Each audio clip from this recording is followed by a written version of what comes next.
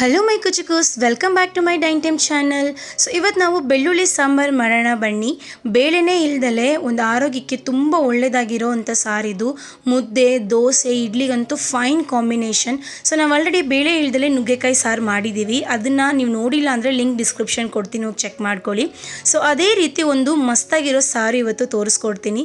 ಬನ್ನಿ, time waste ಮಾಡ್ದಲೇ ವಿಡಿಯೋಗೆ ಹೋಗೋಣ. ವಿಡಿಯೋಗೆ ಹೋಗಿನ ಮುಂಚೆ ಪ್ಲೀಸ್ ನಮ್ಮ ಚಾನಲ್ನ ಸಬ್ಸ್ಕ್ರೈಬ್ ಮಾಡ್ಕೊಳ್ಳಿ, ಹಾಗೆ ಬೆಲ್ ಬಟನ್ನ ಕ್ಲಿಕ್ ಮಾಡ್ಕೊಳ್ಳಿ. ಹಾಯ್, ನಾನು ನಿಮ್ಮ ವಾಣಿ, ನನ್ನ ಕಿಚನ್ಗೆ ಸ್ವಾಗತ.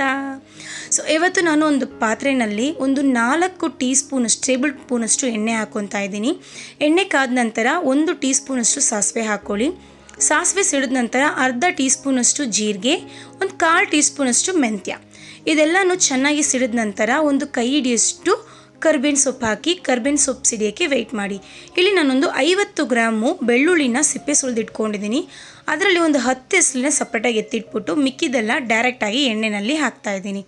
ಸೊ ಫಸ್ಟು ಎಣ್ಣೆಯಲ್ಲಿ ಚೆನ್ನಾಗಿ ಬೆಳ್ಳುಳ್ಳಿ ಫ್ರೈ ಆಗಬೇಕು. ಫ್ರೈ ಆಗ್ತಿರಲಿ ಅಷ್ಟರಲ್ಲಿ ನಾನು ತಗೊಂಡಿರೋಂಥ ಇದನ್ನು ಚೆನ್ನಾಗಿ ಕುಟ್ಕೊಂಬರ್ತೀನಿ. ಯಾಕೆಂದರೆ ಸೊ ಈ ಕುಟ್ಕೊಂಬಂದು ನೀವು ಆಯಿಲಲ್ಲಿ ಹಾಕಿದಾಗ ಈರುಳ್ಳಿ ಜೊತೆಗೆ ಆ ಸಾಂಬಾರಿಗೆ ಬೆಳ್ಳುಳ್ಳಿ ಫ್ಲೇವರ್ ತುಂಬ ಚೆನ್ನಾಗಿ ಕೊಡುತ್ತೆ. ಅದಕ್ಕೆ ಸೊ ನೋಡಿ, ಬೆಳ್ಳುಳ್ಳಿ ಈ ರೀತಿ ಫ್ರೈ ಆದ ನಂತರ ನಾನಿಲ್ಲಿ 2 ಮೀಡಿಯಮ್ ಸೈಜ್ ಈರುಳ್ಳಿನ ಹಚ್ಚಿಟ್ಕೊಂಡಿದ್ದೀನಿ, ಅದನ್ನು ಹಾಕ್ಕೊತಾ ಇದ್ದೀನಿ. ಅದರ ಜೊತೆಗೆ ನಾವು ಕುಟ್ಟಿಟ್ಕೊಂಡಿದ್ವಲ್ಲ ಬೆಳ್ಳುಳ್ಳಿ, ಅದನ್ನು ಹಾಕ್ಕೊಬೇಕು. ನಿಮಗೆ ಕುಟ್ಟಿಟ್ಕೊಳ್ಳೋಕ್ಕಾಗಲಿಲ್ಲ ಅಂದರೆ ನೀವು ರುಬ್ಬಿ ಕೂಡ ಹಾಕ್ಕೊಬೋದು. ಸೊ ಇದನ್ನು ಹಾಕಿದಾಗಲೇ ಬೆಳ್ಳುಳ್ಳಿ ಸಾಂಬಾರಿಗೆ ಒಂದು ಒಳ್ಳೆ ಫ್ಲೇವರ್ ಸಿಗುತ್ತೆ. ಸೊ ಈರುಳ್ಳಿ ಈ ರೀತಿ ಬೇಯೋವರೆಗೂ ವೆಯ್ಟ್ ಮಾಡಿ, ಒಂದು ಗ್ಲಾಸಿ ಫಾರ್ಮಲ್ಲಿ ಬರುತ್ತೆ. ಸೊ ಬೆಂದ ನಂತರ ನಾವು ಟೊಮೊಟೊ ಹಣ್ಣು ಹಾಕ್ಕೊಳ್ಳೋಣ. ಸೊ ಇಲ್ಲಿ ಬಂದುಬಿಟ್ಟು ನಾನು ಒಂದು 2 ಟೊಮೊಟೊ ಹಣ್ಣನ್ನ ಸಣ್ಣದಾಗಿ ಹಚ್ಚಿಟ್ಕೊಂಡಿದ್ದೀನಿ. ಅದನ್ನು ಹಾಕ್ಕೊಂಡು ಟೊಮೊಟೊ ಹಣ್ಣು ಚೆನ್ನಾಗಿ ಸ್ಮ್ಯಾಶ್ ಆಗೋವರೆಗೂ ಬೇಯಿಸ್ಕೊಬೇಕು. ಸೊ ಬೆಳ್ಳುಳ್ಳಿ ಸಾಂಬಾರು ಮತ್ತು ನುಗ್ಗೆಕಾಯಿ ಸಾಂಬಾರು ಎಲ್ಲನೂ ಒಂದೇ ರೀತಿ ಇರುತ್ತೆ, ಬಟ್ ಯಾವಾಗ ಯಾವುದನ್ನು ಹಾಕ್ತೀವಿ ಅನ್ನೋದು ಇಂಪಾರ್ಟೆಂಟ್. ಸೊ ಈರುಳ್ಳಿಗೆ ಮುಂಚೆ ಬೆಳ್ಳುಳ್ಳಿ ಹಾಕಿದಾಗ ಒಳ್ಳೆ ಸ್ಮೆಲ್ ಬರುತ್ತೆ. ಆ ಸ್ಮೆಲ್ಲು ನಿಮಗೆ ಸಾರು ಮಾಡಿದಾಗಲೂ ನೀವು ಫೀಲ್ ಮಾಡ್ಕೊಬೋದು. ಸೊ ಚೆನ್ನಾಗಿ ಸ್ಮ್ಯಾಶ್ ಆಗಿದೆ ಟೊಮೊಟೊ ಹಣ್ಣು. ಈಗ ನಾನು ಮಸಾಲ ಹಾಕ್ತೀನಿ. 2 ಟೇಬಲ್ ಸ್ಪೂನಷ್ಟು ಧನಿಯಾ ಪುಡಿ, ಸ್ವಲ್ಪ ಅರಿಶಿನ ಪುಡಿ, ಇಲ್ಲಿ 1 ಟೇಬಲ್ ಸ್ಪೂನಷ್ಟು ಖಾರದ ಪುಡಿ ಹಾಕ್ತಾಯಿದ್ದೀನಿ.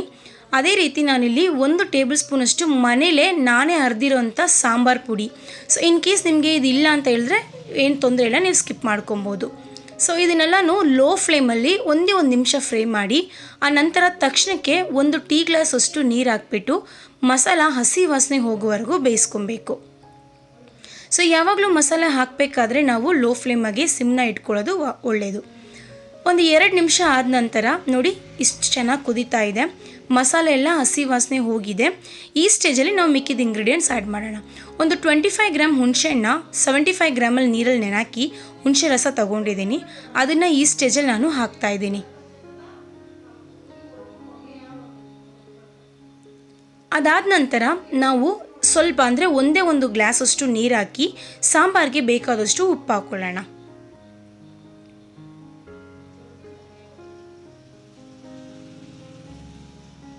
ಈಗ ಈ ಸಾಂಬಾರಿಗೆ ತುಂಬ ಇಂಪಾರ್ಟೆಂಟ್ ಆಗಿರೋದು ಇಂಗು.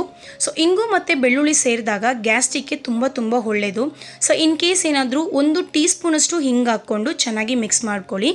ಆನಂತರ ಅದೇ ಗ್ಲಾಸು ನಾವು ಎಷ್ಟು ಗ್ಲಾಸಲ್ಲಿ ನೀರು ಹಾಕಿದ್ವಲ್ಲ ಅಷ್ಟು ಗ್ಲಾಸಲ್ಲಿ ಮತ್ತೆ ಇನ್ನೊಂದ್ಸರಿ ನೀರು ಹಾಕ್ಬಿಟ್ಟು ಚೆನ್ನಾಗಿ ಮಳಿಸ್ಬೇಕು. ಸೊ ಏನಾದರೂ ಗ್ಯಾಸ್ಟ್ರಿಕ್ಕು ತುಂಬ ಜಾಸ್ತಿ ಆಗಿತ್ತು ಅಂತ ಹೇಳಿದ್ರೆ ಅಟ್ಲೀಸ್ಟ್ ಈ ಸಾರನ್ನ ಮಾಡಿಕೊಡಿ. 1 ತಿಂಗಳಲ್ಲಿ ಒಂದ್ಸರಿನಾದರೂ ಮಾಡಿ, ತುಂಬ ಒಳ್ಳೆಯದು. ಇದನ್ನು ನಾನೊಂದು 5 ನಿಮಿಷ ಮಳಿಸ್ತೀನಿ. ಎಣ್ಣೆ ಬಿಟ್ಕೊಳ್ಳೋವರೆಗೂ ಮಳಿಸ್ಬೇಕು. ನೋಡಿ, ಒಂದು 5 ನಿಮಿಷ ಆಗಿದೆ, ಈಗ ಎಣ್ಣೆ ಎಲ್ಲ ಬಿಟ್ಕೊಂಡಿದೆ. ಅಷ್ಟೇ, ಸಾಂಬಾರು ರೆಡಿ. ತುಂಬ ಸಿಂಪಲ್ ಆಗಿರೋ, ಆರೋಗ್ಯಕ್ಕೆ ತುಂಬ ಒಳ್ಳೆಯದಾಗಿರೋ ಸಾಂಬಾರು. ಹಿಂಗೂ ಕೂಡ ಗ್ಯಾಸ್ಟ್ರಿಕ್ಗೆ ತುಂಬ ಒಳ್ಳೆಯದು. ಅದೇ ರೀತಿ ಬೆಳ್ಳುಳ್ಳಿ ಕೂಡ ಗ್ಯಾಸ್ಟ್ರಿಕ್ಗೆ ತುಂಬ ಒಳ್ಳೆಯದು. ಈಗ ಕೊನೆಯದಾಗಿ ಒಂದು ಕೈ ಹಿಡಿಯಷ್ಟು ಕೊತ್ತಂಬರಿ ಸೊಪ್ಪನ್ನ ಹಚ್ಚಿಟ್ಕೊಂಡಿದ್ದೀನಿ. ಅದನ್ನು ಹಾಕಿಬಿಟ್ಟು ಸ್ಟವ್ ಆಫ್ ಮಾಡಿ ಕೊತ್ತಂಬರಿ ಸೊಪ್ಪು ಆ ಚಾರು ಸಾಂಬಾರು ಒಳಗೆ ಇರಿಬೇಕು. ಸೊ ಒಂದೇ 2 ನಿಮಿಷ ಮುಚ್ಚಿಟ್ಬಿಡಿ ಕೊತ್ತಂಬರಿ ಸೊಪ್ಪು ಹಾಕಿದ್ಮೇಲೆ. ಅಷ್ಟೇ, ಸಾಂಬಾರು ರೆಡಿ. ನೋಡಿ, 2 ನಿಮಿಷ ಆದಮೇಲೆ ತೋರಿಸ್ತೀನಿ. ಸೊ ಇದನ್ನು ನೀವು ದೋಸೆ ಜೊತೆಗೆ, ಚಪಾತಿ ಜೊತೆಗೆ, ಮುದ್ದೆಗಂತೂ ಸೂಪರ್ ಕಾಂಬಿನೇಷನ್. ಸೊ ನೀವು ಮನೇಲಿ ಒಂದ್ಸರಿ ಟ್ರೈ ಮಾಡಿ ನೋಡಿ, ಹೇಗೆ ಬಂದಿದೆ ಅಂತ ಕಮೆಂಟ್ ಮಾಡಿ. ಸೊ ಈ ಸಾಂಬಾರನ್ನ ಇನ್ನೂ ಚೆನ್ನಾಗಿ ಗಟ್ಟಿಗೆ ಮಳಿಸ್ಬಿಟ್ಟು 2 ದಿನ ಕೂಡ ಇಟ್ಕೊಂಡು ತಿನ್ಬೋದು, ಕೆಟ್ಟೋಗೋದೇ ಇಲ್ಲ. ಇದೇ ರೀತಿ ನೀವು ಮನೇಲಿ ಟ್ರೈ ಮಾಡಿ ನೋಡಿ. ನಿಮಗೆ ಈ ರೆಸಿಪಿ ಇಷ್ಟ ಆಯಿತು ಅಂದರೆ ಹಾಗೆ ಲೈಕ್ ಮಾಡಿ, ಸಬ್ಸ್ಕ್ರೈಬ್ ಮಾಡೋದನ್ನ ಮರಿಬೇಡಿ. ಮುಂದಿನ ವಿಡಿಯೋದಲ್ಲಿ ನೋಡ್ತೀನಿ. ಬಾಯ್.